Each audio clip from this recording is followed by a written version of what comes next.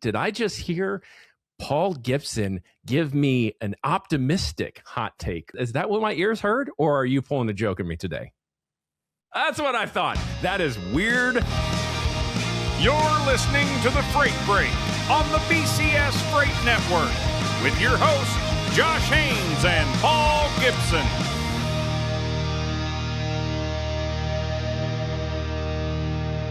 All right, welcome to The Freight Break.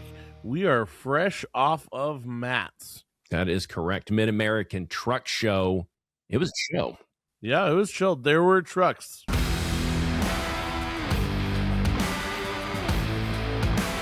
And more trucks.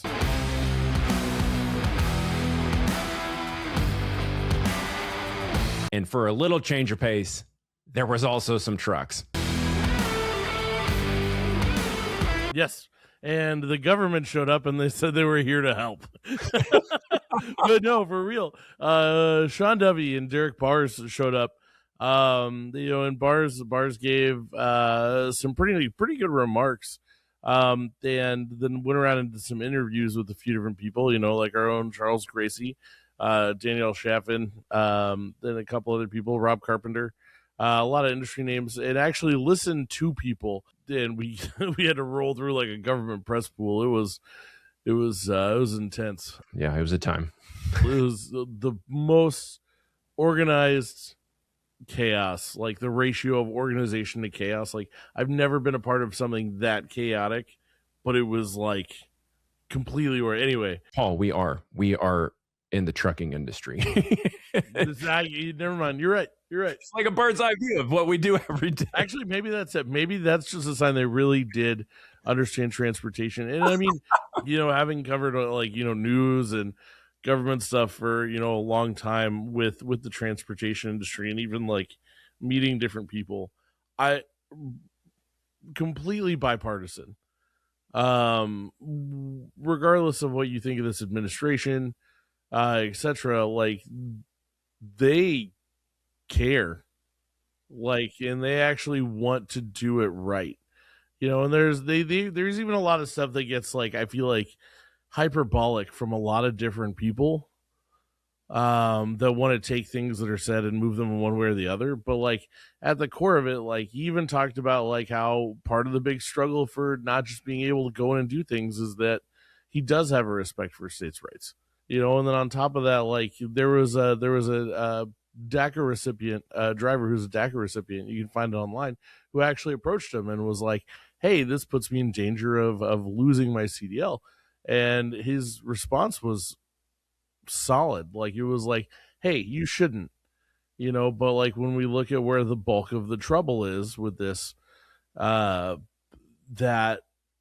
there has to be a line somewhere. It's clear after hearing them question and being put on the spot without any none of these answers were questions were pre-written from anybody, and to hear their natural responses, and they weren't political answers. They actually gave answers to things that I was satisfied with. It didn't just feel like deflection or moving goalposts or anything like that. It was legitimate, and this is I will say the most active in pro trucking Secretary of Transportation that I've experienced in a long time. And ultimately, I think at the end, him talking about actually going after CDL schools. So it's not just, oh, you're not from here, you shouldn't have a license. It's, oh, you didn't really do anything to prove your certification as a school. You shouldn't have a license either, to be able to train people. And then actually started a little bit talking about holding carriers accountable, which I've always been my big thing. I'm like, yes, English proficiency, you got to read signs, man. They're on the road. We might not have a national language, an official one, but we, all of our signs are in English, so you should be able to read them, when you're driving an 80,000 pound truck. And so the idea that, it's but people are hiring these people. Mm-hmm. It's not just the driver's fault. Yeah. Right. I'm a big fan of hey, let's look a little bit further into it. Who's an issue? And he did not just a good job, but like his actual answers are good. And it's wild to see that it actually is, while, you can't change everything overnight, the fact that there actually is momentum to make different things happen. I thought that was crazy. But that's what happens when people come together. When people come together, things can change. Just like, but the Broker Carrier Summit on April 28th and 29th. We only got a couple weeks, and you can come hang out. It's going to be awesome. It is going to be awesome. Can I just say, for the fact that it is April 1st, and I feel like you're pulling a joke on me, because did I just get optimistic Paul on the trucking industry? Did I just hear Paul Gibson give me an optimistic hot take on where the trucking industry is going? Is that what my ears heard, or are you pulling a joke on me today? That's what I thought. That is weird for me to even hear. I know it's weird for you to hear. That he may even have a different hot take come BCS, which, like he said, is coming up very fast. If you have not registered, please register. bcsfreightnetwork.com. Check it out, and maybe go up to Paul himself and make sure this is the real Paul. Did he get swapped out? So, like, hey, I like to talk about the issues so we can find solutions. But when there are solutions and there are good things that happen, we need to acknowledge them. And that's half of it. But speaking of solutions and finding them, Broker Carrier Summit coming up, but also we have Jason Douglas on the podcast today.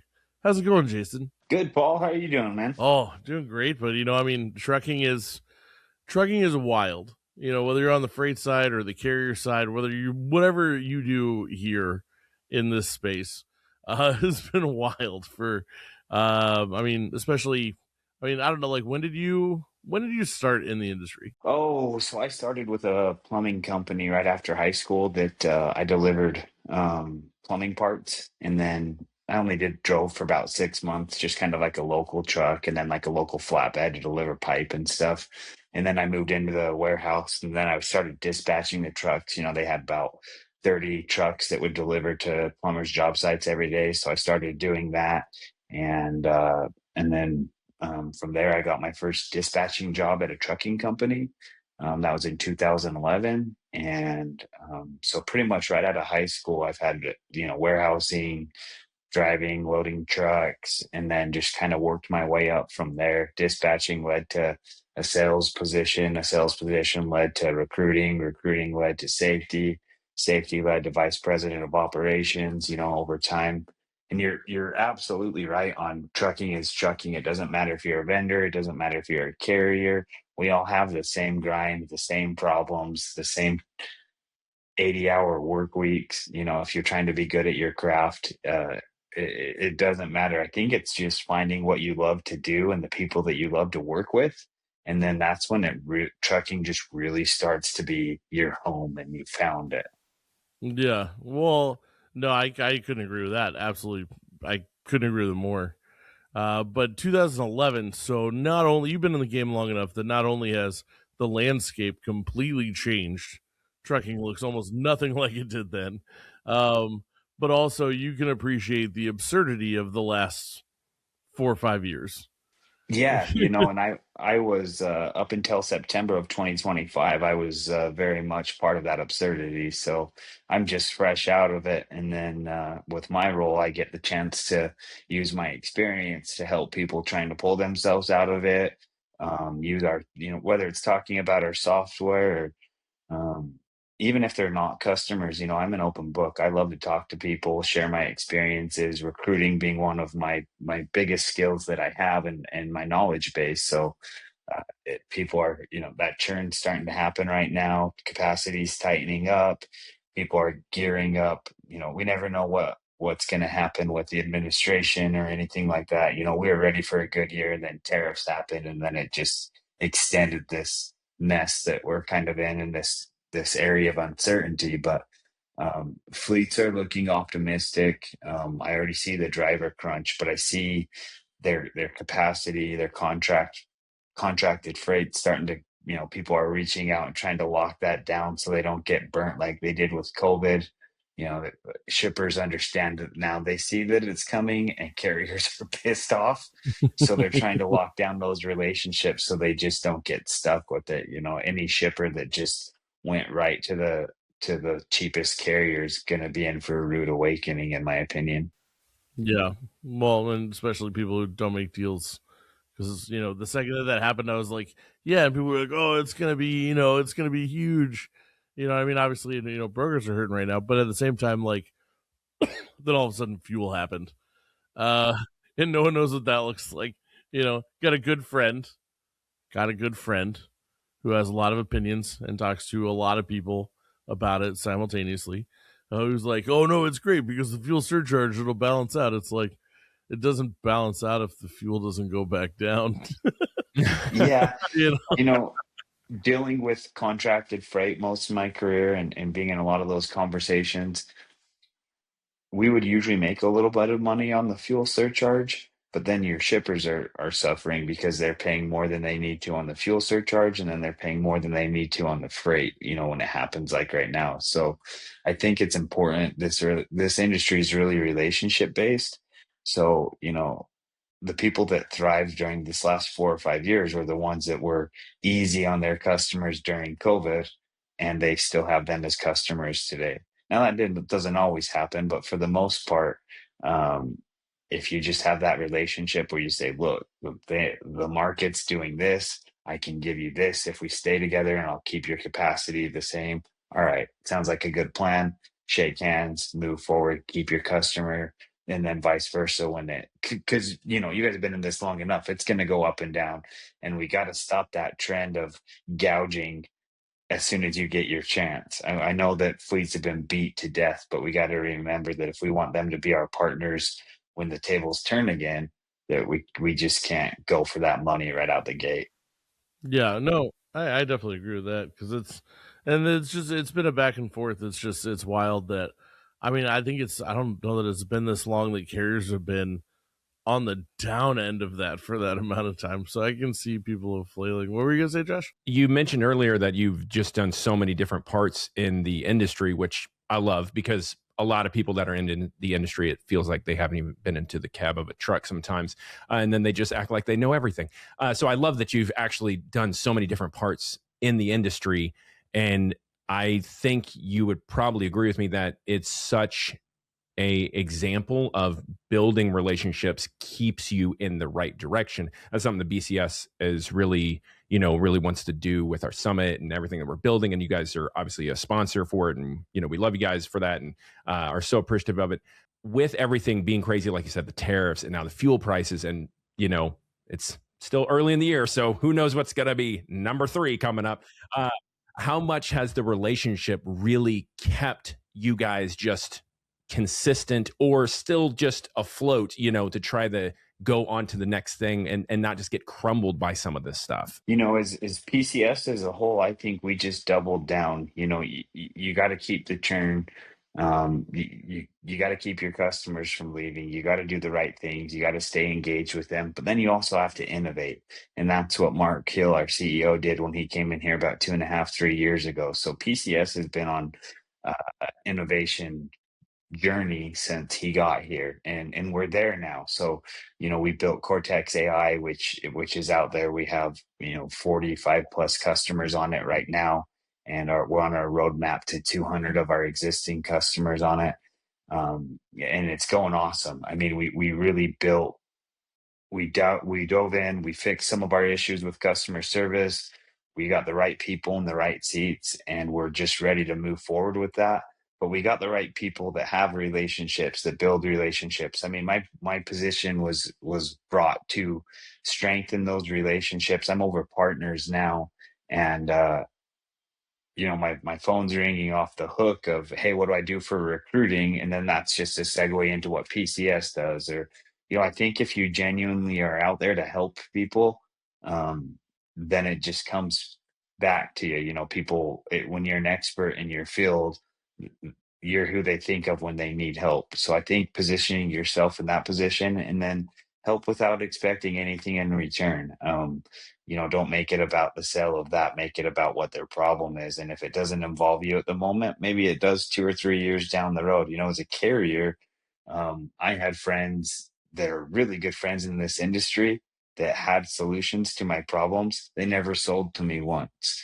But when I needed something, or if I needed their product, guess who the first person I called was? And then it just moved into that relationship. So I think if you're just selflessly out there to help and help the industry get better, the rest takes care of itself. So educating yourself, innovate. You have to innovate. PCS has been, we're at the forefront of this AI. I think we kind of beat everybody to the race of it, and we have a real usable product and real case studies of how we're automating that dispatch process. So it's really streamlining everything. And dispatchers are the most overworked people in the industry next to drivers. The good ones come home and they'll log in and watch their fleet all night without being asked, and they'll make sure that their drivers are on time. They get texts that are never seen by management from their drivers, asking questions. They're pretty much on call 24/7. So we see that, we recognize it, and we're bringing dispatchers relief that they haven't had before in this technology AI boom that we have. We were talking about AI before we started recording, and really kind of how it's just, in my opinion, like the trucking industry, where you think you got it figured out and then it changes like very quickly overnight. And I love that you're talking about innovation. What is something, and if it's a secret and you can't tell us, that's fine. What is anything that is exciting you with PCS? Like, is there anything that is on the horizon, or that is something that has just got you excited? That's even something you guys are doing right now. What is like the top thing that's got you excited? What we're doing right now has been 2 years in the making. So it's launched. We launched it at Freight Waves last year, our Cora, and that got best in show. And people are starting to take notice. When I got hired here, they said, the CEO says, PCS has been around for 30 years. Nobody knows who we are. I want you to help that be our mission, that everybody starts to know who we are and what we have. So that's kind of been my role here. And then I was lucky enough to see what they were building before I came here, and that's what got me excited. So the help that I was talking about for dispatch, whether it be backhaul booster, automated voice agents, things like that, we're working on it all, and we have it all. But one of the main things that's helping fleets right now is if you have a good contract going out to Florida, there ain't shit going out of there. Well, you can say you're delivering on a Friday, you can have your voice agents and your backhaul boosters start looking for this, and it could find the right parameters you set that you need. 265 a mile. It can't be more than 3% deadhead. A, B, C, D. You check off all your boxes. If it finds that load a week in advance, it's going to book it for you, put it in your opportunity manager. Now, another thing that's super exciting that I think is awesome is you don't know what you don't know. And you really need to start scoring your freight. So you put in your parameters of what's good freight and what it looks like for you. And our voice agent now that we're working on has eyes on it. So it can read all of your email, build the load, put it in there, and then so you can see where it ranks, so that you're not just taking freight, you're taking the right freight. So it's a streamlined process. The AI is using those tools that you set up, and then it's constantly learning. If Paul always loves to go to Kansas City every Wednesday, it's going to start saying, hey, Paul has hours for this Kansas City load. We know that he's done it 20 times, and it can suggest Paul for that load. So it's really automating that dispatch, taking that mundane, taking the thought process out of it. Not the thought process because you built the rules. It's just giving you an extra hand that you don't normally have. Think of it like a dispatch assistant that's your own customized assistant doing the work that you put in and how you like it to be done. No, and I that's pretty awesome, especially like if it can go in and like it actually like almost sort of comes like from things that you would do like habitually or like your preferences.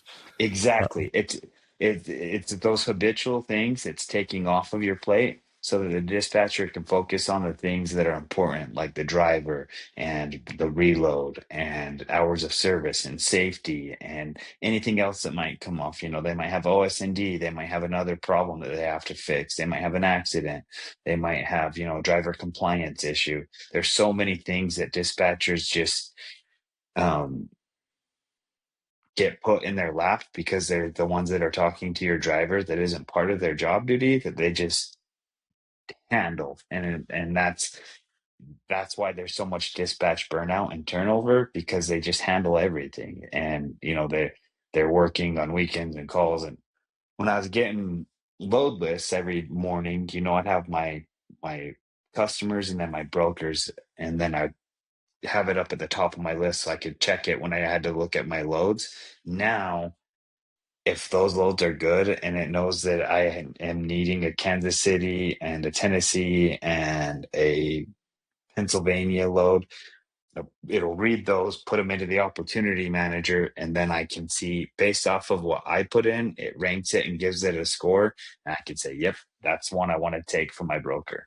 To go back to what you said earlier, you were talking about like not selling, but just like making people aware of what you do and then talking to them about what they do and stuff like that too. I'm a firm believer that if you don't understand my problems or you haven't asked me what my problem is, you can't solve my problem. Yeah, you're totally right. So many of these companies come out here and they say, "Oh, you do this, you have this problem." Right? Like, so recruiting is a great example. Or trucking companies like, "Oh, you have 90% turnover, we can help with that." It's like, well, I have 50% turnover, so I must be killing it. Which would be killing it in this. But either way, it's like, I'm not going to ask you for help with that, but that's what you're coming to me with. I'm clearly too involved for your product, that kind of thing. And I think, or like, if you're saying all these things, like, you don't know me, and like, especially in recruiting, like, that's insulting, especially when half your job is to act like you know everything, and it's not just a gamble and you're making it happen. But that, like, you're the best way to sell to people, in my opinion, is just be a resource, and especially if you've seen multiple things. So obviously, PCS, what you guys are doing over there is a game changer. I remember I was on a previous podcast that existed before this one, and I believe you at FreightWaves last year said, PCS is the future of trucking. And then the camera cuts to me and I say, hell yeah, it is. But I love it. And now you're sponsoring the stuff we're doing. But you personally, if someone were to, like, you're at BCS in at the end of April, what would you personally, what makes your eyes light up? What makes you geek out? What would you love to be able to, like, share knowledge and help somebody with? What are your, like, main topics that you're just like, oh, you need help with that? I'll pretty much consult you for free. Not that, like, obviously to an extent, but like, I offer that to everybody I talk to about recruiting. If they want me to get in their 10th Street, big fan of 10th Street. We're working on our next level of integration with them right now, which has been a long time coming, but excited about that. If they want me to show them how I used it and organized it, or if they want me to show them how I wrote ads, because posting cents per mile now is just a thing of the past, because it's out there, man. It's from 40 cents to 75 cents, and it's like, bro, that's the difference between 65 and 100 grand a year. You can't tell a driver that's their pay range. You can tell them up to. Up to is horse shit, dude. I could be up to 6'3", but facts are I'm 5'6". So right, but you could have been. I could have been, right. It could be up to. The air is really thin up here, gentlemen. I'm just letting you know it's really thin up here. Well, it's nice and muggy down here, especially at concerts. So I'm, being at this high for me, I've always had these elbows sharpened so that I can make my room at a rock concert. Yeah, we got caught in like a moving government press pool last Friday at Oh Matt's yeah, because chasing down Duffy, and I thought I was about to come out of mosh pit retirement. I was like, I got a little secret for you, big dog. Never come out of mosh pit retirement. You never know when you're gonna need it. Keep that in your back pocket. it's like the Hulk. Like, my secret is I'm always angry. Always angry. I had those knees like bent but locked, like pushed in. I had leverage. Yeah, but see, I got leverage too, and we went to do karaoke after Freight Waves last year to go celebrate, and it was 3 in the morning, and somebody played some metal song, and it was pretty. He could sing. He was doing like a, and everybody started moshing, and somebody hit my CEO and hit his drink and spilled it on him. So I'm like, if they want to mosh, and I just turned and I forgot I got that old dad strength, and I just laid one kid out with the left arm, laid one kid out with the right arm, started rocking. I looked down, everybody's on the ground. So helping everybody up, and I'm like, don't beat me up in the parking lot afterwards. I'm a friend. I thought you guys were ready to mosh. Breaking news: Jason Douglas is just hunting babies everywhere. Oh no, hey, no, that's if you're a bad actor in Freight, don't wait till late at night and don't put on the right music, or we're gonna start crowd killing. Well, and it was also after, little people wrestling. So my testosterone was flowing from that. That was wild. We were there for that. That was. I tried to get in on there. They wouldn't let me. I'm like, I'm just like 4 inches too tall. Just let me in. I'll take them all on. We can do a rage in a cage. And they weren't having it. Yeah, I wish I could have used the footage from it, but they weren't having it. The best part about it is everybody taking pictures with the wrestlers and hiding their name badges. That was my favorite part. They're like, hold on, somebody hold my name badge. Oh my God. let me cover my branded shirt. I got my big break in transportation marketing by eating cow manure. So It's true. I was there. Yeah. I drove through a car wash or a truck wash in a golf cart in a snorkel and a How was that? Flippers. Cold as shit. It was like December 23rd. What was the pressure? Like, I've always wondered if like the pressure like actually hurts.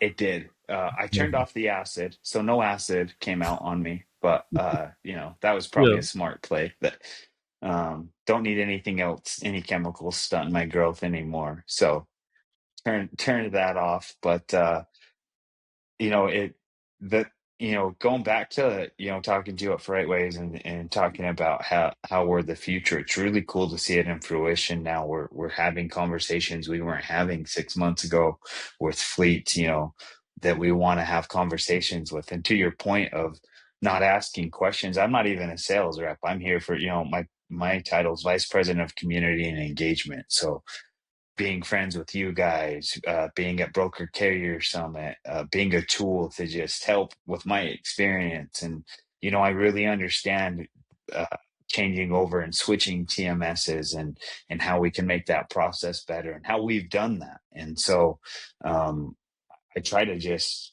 take a consultative approach. And honestly, if I can't help you, abundance, I don't want to sell to you.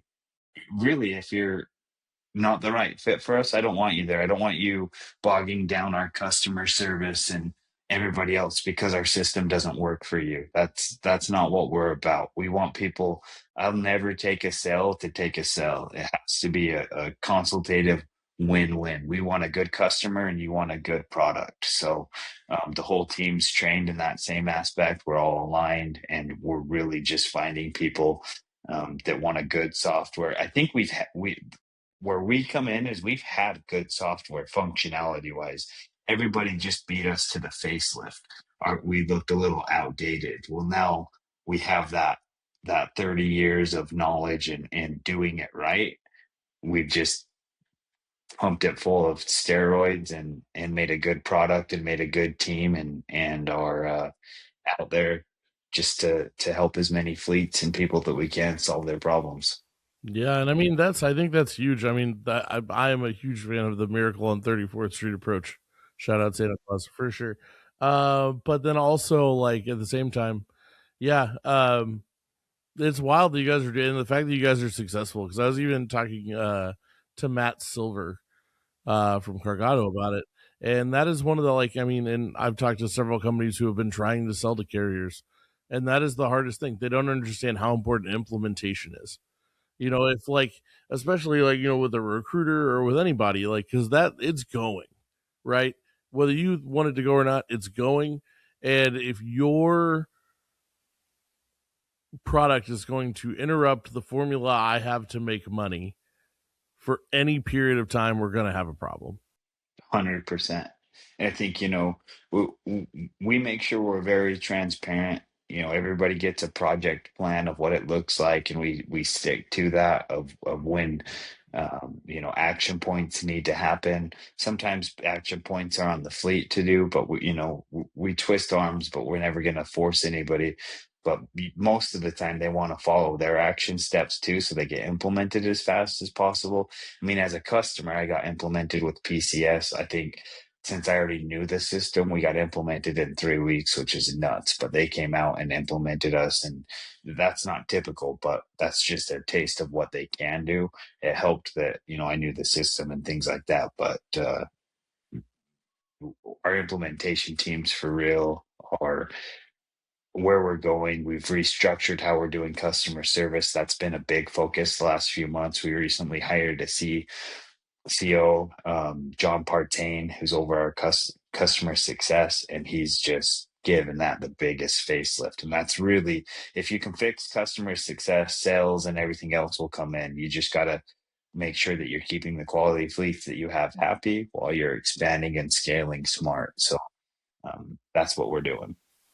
Perfect. And so, like, real quick, because we're about out of time, if you want to find out more, obviously you can, find Jason on the internet, or you can come bug him directly at BCS in Kansas City. Just watch out, because he might punt babies while you're near him if he's I've been sharpening these elbows for BCS. Maybe we just don't play metal. I don't know. Yeah. That's probably the safe bet. But if you happen to find yourself in a metal, 801-941-5685, toss up the bat signal, and I'll be there, elbow sharpened, shirt off, ready to just throw some bows. Hell yeah. But where can people find you on the internet? LinkedIn, that's where I'm biggest on. That's where I'm very active. Jason Douglas. You'll see, you can find me through our PCS LinkedIn page. You can email me at jasondouglas@pcssoft.com. Come see me at Broker Carrier Summit. There's going to be some really good value. I have some really good insights of building a great culture for dispatchers over my last 18 years on the carrier side. And I would love to share that with you. And I can't wait to, it's going to be a good interactive conversation. And I hope everybody comes away with some knowledge and some tools of what PCS is doing and what you can do on your own anyway, and what's really going on in the dispatcher turnover. Well, thank you so much, Jason, for being on the Freight Break. We will be seeing you here pretty soon in Kansas City at the Broker Carrier Summit. Again, if you have not registered, what the frick are you doing? Register. Come see me. Come listen. Come have a good time. Come get a drink. I don't drink, but I'll buy you one. Come hang out. This man's over here taking our job. All right. We will see you on the next one. Later. You've been listening to the Freight Break on the BCS Freight Network. And now, you're not.